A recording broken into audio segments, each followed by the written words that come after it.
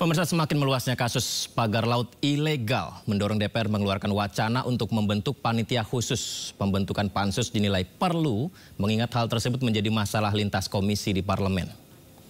Komisi 4 DPR mengeluarkan wacana membentuk pansus kasus pagar laut. Pansus diperlukan lantaran hal ini berkaitan dengan kewenangan di sejumlah kementerian yang jadi mitra komisi-komisi di DPR. Pembentukan pansus dinilai sebagai cara untuk menjaga marwah DPR agar tetap kuat. Sebab pemerintah belum bisa mengungkap sosok di balik pemasangan pagar laut, padahal panjangnya 30 km. Apalagi kepemilikan pagar laut tersebut rupanya diperkuat dengan penerbitan sertifikat hak guna bangunan. Baik, terima kasih. Bismillahirrahmanirrahim. Assalamualaikum warahmatullahi wabarakatuh. Ya, kita bahas mengenai urgensi pembentukan pansus DPR untuk mengusut pagar laut Tangerang, Banten. Bersama dengan narasumber istimewa kita malam hari ini, anggota Komisi 4 DPR Firman Subagio dan Sekjen Konsorsium Pembaruan Agraria Dewi Kartika. Saya sapa narasumber saya, selamat malam semuanya, Assalamualaikum. Selamat malam, Waalaikumsalam warahmatullahi wabarakatuh. Terima kasih banyak sudah bergabung di Sindo Prime. Bang Firman, muncul usulan DPR bentuk pansus untuk usut pagar laut. Kami ingin tahu, Bang, urgensinya apa dan apakah ini akan semakin mengungkap kejelasan pagar laut? Baik, terima kasih Bung Yudi. Sebetulnya kami di Komisi 4 tadi belum sampai kepada kesimpulan dibentuknya panja atau pansus. Oke. Karena memang kami sedang menagih janji terhadap komitmen daripada pemerintah dalam hal ini KKP sebagai leading sektor yang harus menyelesaikan dalam waktu yang secepat-cepatnya. Ini yang kita tunggu. Oleh karena itu, dengan posisi pagar laut misterius ini harus terungkap. Oke. Karena sesungguhnya kan kekesalan kami itu adalah dikesankan Kementerian KKP itu selalu muter-muter jawabannya yang tidak jelas begitu. Selalu menyalahkan instansi satu dengan instansi yang lainnya. Bahkan tadi juga saya sampaikan kekecewaan kami juru bicara yang selalu menyalahkan BPN. Padahal juru BPN itulah yang mengungkap keberadaan sertifikat misterius.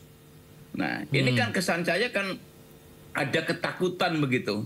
Oleh karena itu kita juga semua tahu siapa sebetulnya pemilik proyek besar di sana dan bagaimana pengaruhnya di negeri ini.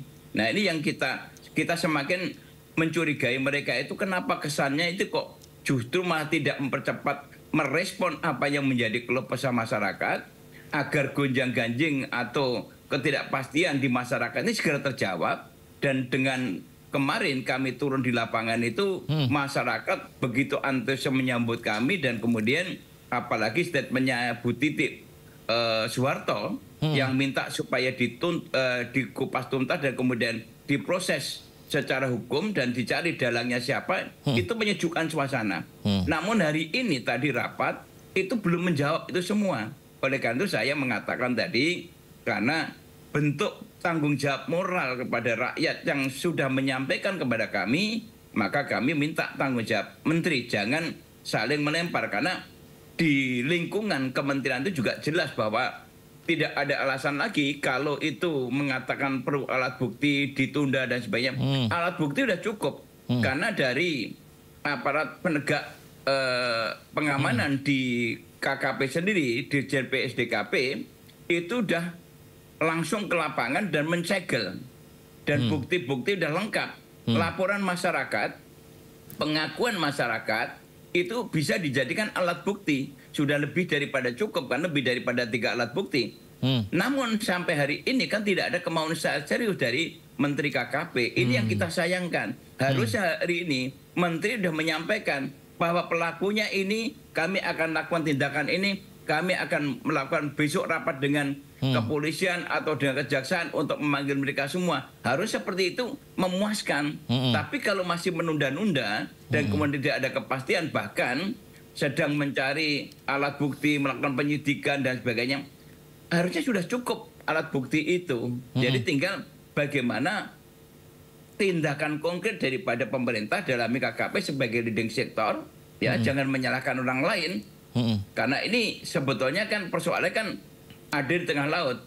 Tadi Mbak Dewi juga sudah menyampaikan bahwa sertifikat untuk sertifikat untuk laut itu kan tidak pernah dikenal. Ya. Bang. Ini nggak bisa seperti ini. Nah, ini yang menimbulkan kekesalan kami di DPR dan tadi juga memang banyak yang udah mengusulkan dibentuk panja, apakah dibentuk pansus. Namun kalau pansus itu nanti kan harus kesepakatan persetujuan pimpinan DPR. Kalau panja nanti hanya di Komisi 4. Oleh karena kita sementara ini adalah minta pertanggungjawaban Menteri KKP dalam waktu dekat ini untuk dilakukan rapat dan kemudian segera dilaporkan kembali kalau memang ini tidak ada solusi, mungkin itu solusi yang terakhir begitu. Bang Firman, kami rakyat jelas sebenarnya menunggu konkret ya Bang Firman langsung dari kementerian bahwa ini siapa dalangnya. Karena seperti yang Bang Firman sampaikan tadi, kita lihat jelas pagar lautnya ada, kemudian keterangan dari rakyat, nelayan-nelayan di sana juga ada begitu. Kalau dari Kementerian KKP belum menyampaikan dalangnya, kira-kira dari DPR dengan analisa mendalamnya, siapa sih Bang Firman ini dalangnya? Ya tentunya kami tidak bisa menyebutkan nama, tapi indikasi itu sudah sangat kuat. Justru itulah yang tadi kami ingin mendengarkan statement daripada pemerintah. Karena untuk proses untuk mendapatkan sertifikat itu prosedurnya kan harus melalui KKP dulu. Tidak mungkin yang namanya BPN itu tiba-tiba mengeluarkan sertifikat tanpa ada dasar administratif dari KKP sebagai pemegang otoritas. Namun ini yang kita tunggu-tunggu itu tidak ada tadi dalam rapat itu. Harusnya menjelaskan kenapa tadi terjadi seperti ini. Malah justru yang ada itu adalah seolah-olah menyalahkan pihak-pihak lain atau kelembagaan lain gitu atau kementerian lain. Itu yang terus terang membuat kami semakin tidak puas dan kita juga jengkel dan kesel mendengarkan statement Pak Menteri ini. Dan ini udah berhari-hari rakyat sudah menunggu semuanya untuk jawaban itu. Bahkan kami berharap bahwa rapat ini itu bisa menjawab itu semua supaya ada keteduhan dan langkah-langkah dan kita monitor nanti bagaimana prosesnya. Ini tidak muncul semua, tidak ada dalam rapat tadi disampaikan oleh Menteri. Justru kita itu diminta untuk memaklumi bagaimana begitu panjang prosesnya ya dari pembuatan sertifikat, izin dari ini segala macam. Betul. Baik, kalau gitu saya ke Mbak Dewi. Mbak Dewi, perizinan laut itu emang ada ya Mbak Dewi? Terus ini apakah akrobatik hukumkah atau memang kita aja nih rakyat yang nggak tahu sebenarnya? Ini sebenarnya siapa dalang ini semua nih Mbak Dewi? Ya, sebenarnya dalam konteks PIK 2 ini kita perlu melihat bahwa memang kadang atau bahkan sering pemerintah itu punya standar ganda ya. Ketika berhadapan dengan masalah-masalah rakyat itu selalu bilang kita harus taat hukum. Tetapi dalam kasus PIK 2 justru ketika urusannya adalah dengan kelompok-kelompok tertentu, pemodal, konglomerat, itu akrobatik hukum bisa dilakukan berkaitan dengan tanah dan sumber daya alam termasuk tentu pesisir dan laut. Jadi ini yang perlu disayangkan. Nah, kalau bicara sebenarnya apakah HGB bisa terbit di atas laut? Tidak bisa. Jadi itu sudah jelas aturannya. Kemudian kalau kita bicara lantas siapa yang patut dipersalahkan atau akar masalahnya di mana? Jadi sebenarnya kalau kita melihat karena ini yang sedang menjadi highlight adalah HGB, tentu kita melihat bahwa terbitnya HGB di atas laut ini adalah bagian dari gotong royong berjamaah dalam melakukan kesalahan hukum di bidang pertanahan, pesisir, dan laut. Karena kita tidak bisa hanya melihat landscape lautnya saja atau soal pemagaran laut. Jadi ada Pemda, ada Badan Pertanahan Nasional, Kementerian Agraria Tata Ruang, KKP, masuk Kementerian Kehutanan, sebelumnya Kementerian Lingkungan Hidup, karena masih ada juga yang berstatus kawasan hutan. Jadi sebenarnya ini gotong royong berjamaah untuk melakukan kesalahan hukum. Nah, kalau kita mau memahami masalah PIK 2 itu kan sebenarnya modusnya itu adalah HGB diterbitkan lebih dahulu, baru kemudian nanti niatannya adalah akan diuruk alias direklamasi, sehingga nanti akan menjadi daratan buatan. Itu kan modusnya ya. Biasanya kan pengusaha melakukan reklamasi dulu, baru minta sertifikat, lalu tetapi kalau dibalik itu akan lebih ramai dan lebih susah. Kalau reklamasi dulu baru sertifikatnya diurus. Nah, bagaimana caranya supaya nanti nguruk lautan bisa dapat dari HGB dulu. Nah, jadi intinya kan kuasai dulu sisi pantai dan daratannya, baru setelah itu urusan HGB-nya juga diurus. Jadi ini dari semua sisi sebenarnya PIK 2 ini hendak dijalankan oleh perusahaan, tentu dibantu oleh pemerintah. Nah, jadi kalau bicara ini bukan hanya akrobatik hukum, bahkan saya melihat ini sistematis, ada mafia juga, ya mafia tanah, mafia lautan juga dan seterusnya. Nah, tapi yang perlu diperjelas adalah jangan sampai nanti narasinya ke depan itu seolah-olah hanya HGB di laut yang bermasalah. Karena HGB di darat dan di laut itu sama-sama kesalahan, sama-sama pelanggaran, sama-sama rusak. Karena masalah HGB yang tidak taat prosedural, HGB yang maladministrasi, HGB yang merupakan bancakan orang-orang untuk mendapatkan keuntungan ekonomi, itu banyak terjadi. Dan itu kalau misalnya momentumnya dari PIK 2, seharusnya nanti juga dibongkar untuk masalah HGB yang lain. Baik, Mbak Dewi, ditahan dulu. Kita simak dulu Mbak Dewi dan juga Bang Firman pernyataan Menteri ATR BPN Nusron Wahid yang akan mencabut sertifikat HGB dan hak milik atas pagar laut karena dinilai cacat prosedur berikut ini. Boleh di dalam luar garis pantai itu menjadi private property. Karena yang namanya pantai adalah common land. Kalau toh dia bentuknya tanah, apalagi ini bentuknya tidak tanah, maka itu adalah tidak bisa disertifikasi. Karena itu kami memandang bahwa sertifikat tersebut yang di luar garis pantai adalah cacat prosedur, cacat material. Karena cacat prosedur dan cacat material berdasarkan PP nomor 18 tahun 2021, selama sertifikat tersebut belum berusia 5 tahun, maka Kementerian ATR BPN mempunyai kewenangan untuk mencabutnya ataupun membatalkan tanpa proses dan perintah dari pengadilan. Baik, Mbak Dewi, Menteri ATR BPN Nusron Wahid menyampaikan tidak bisa disertifikasi di luar garis pantai. Sertifikat di garis pantai cacat prosedur. Ini adalah sikap dari pemerintah. Memuaskankah, Mbak Dewi?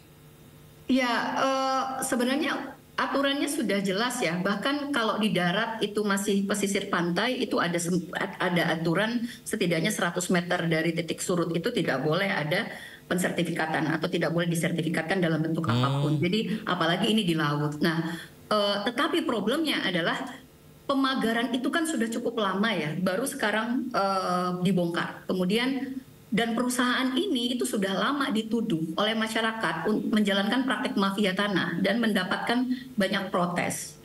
Kita melihat dengan 263 HGB dan 17 sertifikat hak milik itu juga bagian dari modus. Kenapa? Karena kalau dipecah menjadi kecil-kecil, itu pengurusannya boleh dilakukan hanya selevel kabupaten dan provinsi. Itu bagian dari modus. Kalau dia hanya jadi satu sertifikat HGB dan satu sertifikat hak milik, maka harus ke pusat. Nah, tapi bukan berarti pusat nggak tahu. Nah, ini juga bagian dari modus-modus yang sebenarnya harusnya sudah dibongkar sejak lama. Karena tidak hanya soal HGB di laut. Ada HGB di atas tanah sawah, ada HGB di tambak masyarakat, di pekarangan, tanah garapan, dan seterusnya. Jadi problemnya bukan hanya cacat prosedural dan cacat material, tapi juga ini pelanggaran terhadap konstitusi. Kenapa? Karena memagari laut sampai membuat nelayan tidak bisa melaut, itu pelanggaran terhadap konstitusi. Hak konstitusionalnya nelayan. PIK 2 ini juga mengakibatkan sawah-sawah juga terdampak. Jadi kita perlu melihat PIK 2 ini secara lebih utuh. Bagus jika pemerintah Menteri Agraria mau mencabut HGB secara cepat ya. Artinya ada komitmen, mumpung ini masih pemerintahan baru. Tetapi perlu dilihat bahwa sebenarnya ini adalah gunung es konflik agraria yang sangat akut di Indonesia. Ada ribuan HGB, ada ribuan HGU yang bermasalah, yang sebenarnya kewenangannya itu sepenuhnya di Kementerian Agraria dan Tata Ruang. Kemudian belum lagi kita juga harus membongkar kenapa bisa misalnya kawasan hutan, statusnya masih kawasan hutan, itu juga ditetapkan sebagai bagian dari PSN PIK 2. Lalu kita juga perlu melihat PIK 2 ini memang status PSN-nya harus segera dicabut. Kalau memang kita serius mau memulihkan lagi dampak-dampak yang sudah diakibatkan oleh proyek mercusuar ini. Baik, Bang Firman, beberapa kali banyak juga yang menyampaikan tentang ya keterkaitan dengan PIK 2. Ini apakah dari Komisi 4 DPR juga akan memanggil beberapa pihak dari PIK 2? Tentunya nanti ada tahapan untuk melakukan klarifikasi ya, karena sesungguhnya yang disampaikan Mbak Dewi tadi tentang PIK ini, saya sebagai pimpinan Komisi 4 di tahun 2009, itu mulai proses PIK 1 pun itu memang sudah bermasalah. Karena PIK 1 pun bermasalah? Secara resmi sudah ada penolakan dari lingkungan hidup bahwa untuk proses-proses pembangunan di kawasan-kawasan seperti di PIK itu harus ada kajian lingkungan hidup strategis. KLHS. Nah, di KLHS-nya itu sudah pernah ditolak oleh pemerintah bahwa itu dinyatakan tidak layak. Namun ketika belakangan ini tiba-tiba begitu mudahnya, begitu mulusnya proyek ini menjadi proyek mercusuar yang sangat luar biasa. Ini yang menimbulkan keterkejutan kami. Kebetulan saya dari 2009 itu pimpinan Komisi 4 dan sampai sekarang ini saya masih di Komisi 4. Jadi roadmap-nya satu presiden saya masih ingat persis tentang masalah itu. Jadi yang disampaikan Mbak Dewi tadi betul bahwa untuk penggunaan ruang laut itu ada mekanisme, ada prosedur. Yang menarik ini adalah mengenai masalah reklamasi. Nah, reklamasi ini kan juga menjadi bagian yang tidak lepas kita pantau. Sampai saya sampaikan kepada pemerintah, ini pemagaran yang hampir kurang lebih 2 meter sepanjang 30,16 dan kemudian yang kemarin saya turun di lapangan itu kan nantinya itu kan bronjong-bronjong yang isi batu-batu itu akan dimasukkan ke dalam. Setelah itu nanti ditumpuk lagi dengan pasir laut. Nah, pasir laut kemudian pasir laut itu akhirnya seolah-olah ini terjadi pendangkalan. Nah, setelah pendangkalan itulah mulai diproses untuk mendapatkan sertifikat. Tapi ini kebalik.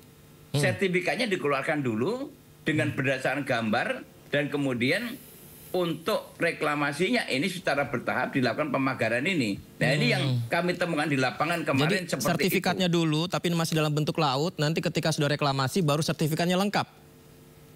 Sertifikatnya sekarang udah keluar. Iya. Sertifikatnya dulu berarti Pak ya. Berarti daratnya belum ada nih Pak ya, laut ini ya. Iya, kan ini kan laut. Di dalam undang-undang 3 yang namanya BPN itu tidak boleh mengeluarkan sertifikat laut. Waduh. Karena BPN sekarang Badan Pertanahan, bukan badan agraria lagi. Itu kalau tidak salah seperti itu. Nah, oleh karena itu sangat tepat tindakan Pak Nusron tadi untuk membatalkan. Namun ini, Bung Yudi, untuk masalah sertifikat yang seperti ini ternyata tidak hanya di Tangerang, Jakarta saja. Ada di tempat lain. Kami dapat pengaduan lagi di Jawa Timur. Ada juga, Bang. Lebih ratusan juga sertifikat yang sudah keluar. Bahkan daerah-daerah lain sudah mulai mengadu ke DPR. Nah, inilah yang saya sampaikan kepada pemerintah dalam Menteri KKP. Ayo kita sama-sama. Ini mumpung Pak Prabowo memiliki semangat yang tinggi untuk memberantas ini. Kapan lagi? Siapa lagi kalau bukan kita gitu loh. Ini yang terus terang kami sebagai wakil rakyat tentunya harus mendengarkan aspirasi masyarakat. Bayangkan kapal-kapal penangkap ikan harus memutar-mutar untuk melingkari pagar yang 30 kilo itu menghabiskan sumber daya yang luar biasa. Baik, Bang Firman. Mahal. Ditahan dulu Bang Firman. Mereka juga membuang waktu, energi. Ini luar biasa. Baik, ditahan dulu Bang Firman ini supaya dialog kita hidup. Kita lihat dulu Kementerian Kelautan dan Perikanan yang mengklaim ratusan kasus pelanggaran di perairan namun tidak terekspos media. Kita simak pernyataan Menteri Kelautan Sakti Wahyu Trenggono.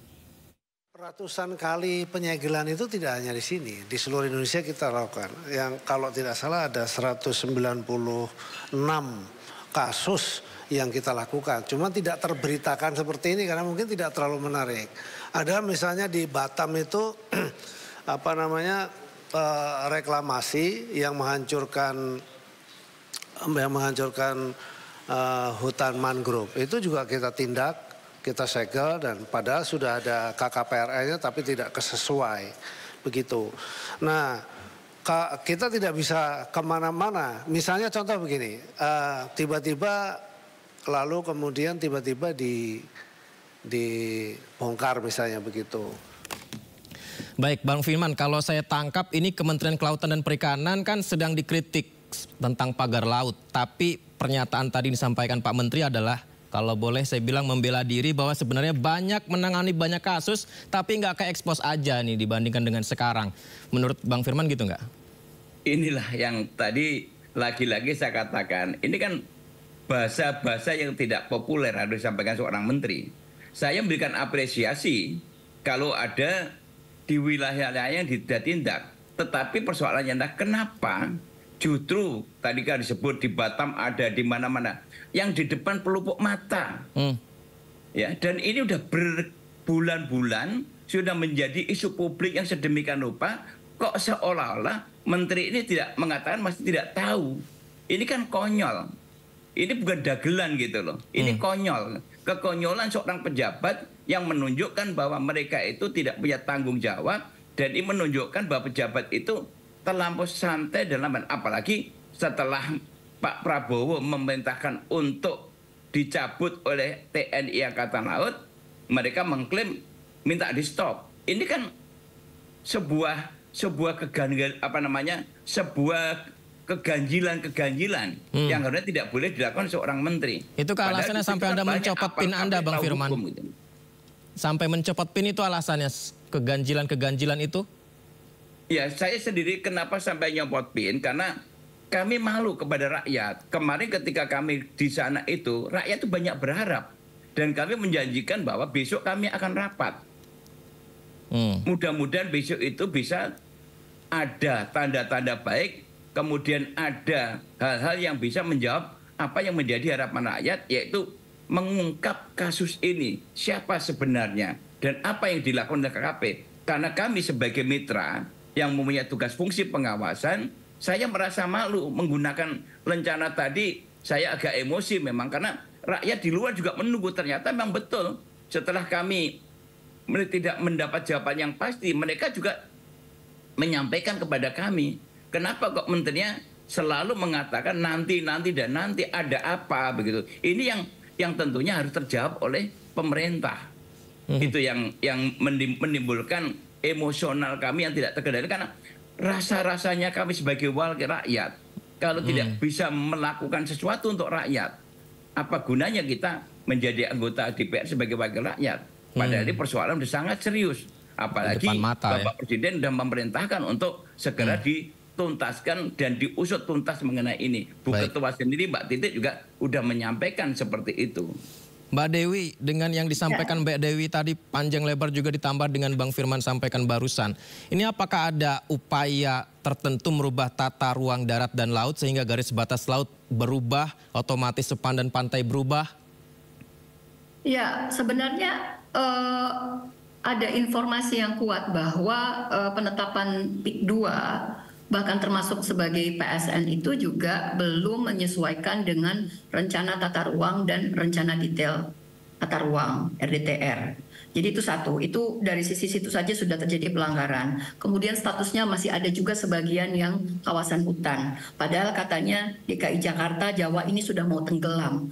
Kok hutan yang harusnya diproteksi malah dibagi-bagi untuk kepentingan pengusaha.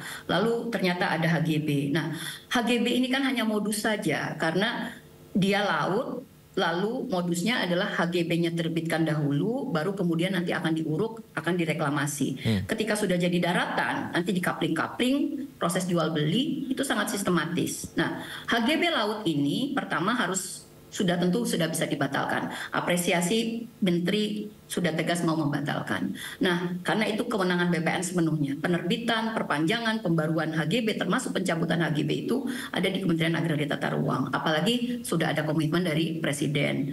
Nah, tetapi ini kan masalahnya bukan hanya HGB di laut, ada juga HGB di daratan. Yang ini dilakukan oleh perusahaan yang sama, merampas tanah-tanah masyarakat, ini juga harus dievaluasi. Jadi mudah-mudahan nanti Pak Firman dan teman-teman di Komisi 4 juga melihat ini secara utuh. Termasuk bagaimana ini sebagai upaya untuk memulihkan hak para korban yang terampas. Seolah-olah justru mereka menjadi tamu, tiba-tiba ini pengusaha mengantongi HGB, mengantongi status PSN dan seterusnya.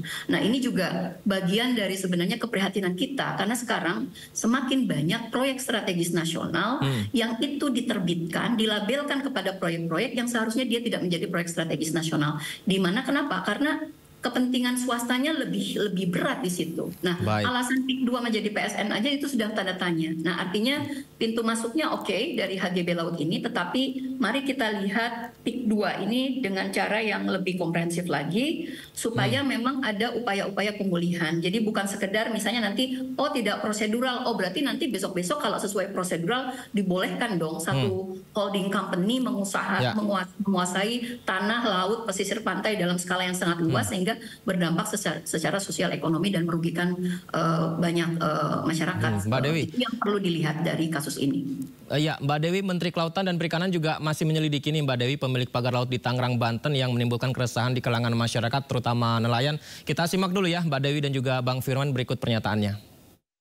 Soal bagaimana dengan siapa sebetulnya memasang. Jadi sampai dengan hari ini masih dalam proses penyidikan. Ya memang tuntutan dari para masyarakat pengennya hari ini diusut, disegel, besok juga udah langsung ketahuan. Tapi tidak mudah juga karena kami mendapat beberapa petunjuk tentu. Tapi tentu kan juga harus dipanggil dan kemudian ditanya apakah yang bersangkutan betul melakukan itu dan seterusnya, karena memang terus terang kami tidak memiliki satu alat pengawasan yang tadi disampaikan itu ya. Kami sudah mengajukan sebenarnya untuk kemudian kita bisa memiliki digital surveillance begitu, tapi sampai hari ini kita belum punya. Dan kemudian kalau soal koordinasi, Pak, kita sudah sering melakukan koordinasi dan masing-masing sudah paham bahwa kalau menerbitkan atau mengizinkan ini, mengizinkan itu nggak boleh. Dan kita sudah sering koordinasi, tapi tetap saja memang masih terlanggar ya. Sudah, itu memang menjadi, dan tanggung jawab pengawasan memang terus terang bukan hanya di kita, tapi tanggung jawab pengawasan semua pihak. Daerah juga punya wewenang untuk melakukan pengawasan. Kementerian, lembaga lain juga punya kewenangan untuk melakukan pengawasan dan kita juga, dan koordinasi selalu. Tapi insya Allah ke depan kita akan selalu tingkatkan sistem atau koordinasi soal pengawasan tersebut. Karena memang luas wilayah kita itu seluruh Indonesia, dan tadi sudah saya sampaikan kebetulan saja yang terjadi di Tangerang ini. Sebetulnya kejadian seperti Tangerang ini sebelumnya sudah banyak sekali. Tadi saya sampaikan kita sudah menghentikan 196 kasus ya, yang semuanya itu adalah bermuara pada kegiatan pembangunan di ruang laut. Begitu. Ya, sebenarnya saya ingin sekali membahas panjang, tapi sayang waktu kita terbatas. Saya mungkin ke Bang Firman terlebih dahulu. Saya menyimak yang disampaikan Pak Menteri, kami tidak memiliki alat pengawasan dari Kementerian KKP. Ini gimana Bang Firman? Sebetulnya kan instrumen itu kan cukup ya. Kalau dibilang tidak punya alatnya ya undang-undang. Undang-undang itu memberikan mandatori kepada Kementerian Kelautan dan Perikanan untuk melakukan fungsi pengawasan, tindakan-tindakan hukum bila mana diperlukan. Dan kalau tadi Pak Menteri masih menyampaikan sedang menyelidiki siapa yang memasang, sebetulnya kan ini kan sudah jelas. Ini kasus sudah jelas bahwa sudah banyak masyarakat yang mengakui. Bahkan kami juga mendapatkan dokumen-dokumen yang dikirim melalui kepada kami. Ada kelompok-kelompok tertentu yang sudah menyampaikan, baik itu dari lembaga swadaya masyarakat, baik dari nelayan itu sendiri, udah berani menyebutkan si A, si B, si C ini pelakunya. Ini kan apalagi yang mau ditunggu gitu. Artinya kan tidak ada kemauan serius gitu untuk menyelesaikan ini. Nah, pertanyaan saya adalah ada apa? Ya, kalau tadi disampaikan berulang-ulang di luar sana sudah ada 196 kasus diselesaikan. Yang ditelupuk mata, ini kok dibiarkan begitu? Padahal banyak masyarakat yang sudah siap menjadi saksi. Banyak masyarakat yang mengatakan punya data. Nelayan sendiri melihat kasat mata yang masang siapa, yang matok siapa, mobilnya pakai apa, beli bambu dari mana, jumlah bambunya berapa, Bapak pernah keluar angka 17 miliar untuk beli bambu dan sebagainya. Nah, ini sebutannya udah alat bukti yang kuat. Hanya tidak ada kemauan. Inilah yang menimbulkan kami Komisi 4 seolah-olah tidak berdaya untuk melakukan pengawasan. Itu yang menimbulkan, apalagi dari mulai pimpinan komisi, Bapak Presiden udah minta kemudian untuk diusut tuntas, tapi kok justru menteri yang bertanggung jawab ini, kesan saya itu agak mengabaikan terhadap itu semua. Ini yang menjadi persoalan serius bagi kami. Baik, Bang Firman, sebelum saya terakhir ke Mbak Dewi, tadi sempat melepas pinnya, boleh dipasang sekarang nggak Bang? Supaya suara rakyat ini masih bisa disampaikan terus nih Bang. Insya Allah, saya karena tadi Bang kejengkelan ya, karena ya. Kita full gambarnya nih Bang, biar kelihatan. Sebentar Bang. Oke. Mana tadi pin? Aduh, ini pinnya saya pasang lagi. Siap. Oke. Dan dari pin itu kami menitipkan suara rakyat untuk terus disampaikan kepada pemerintah. Pasti kami sebagai wakil rakyat tentunya punya tanggung jawab moral terhadap apa yang kami lakukan di sini, dan ini akan kita pertanggungjawabkan kepada masyarakat, kepada rakyat Indonesia yang telah mendukung dan memilih kami.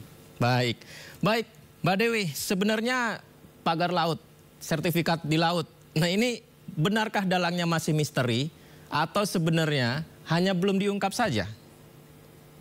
Ya, sebenarnya tidak misteri juga ya. Tidak misteri-misteri amat ya Mbak Dewi?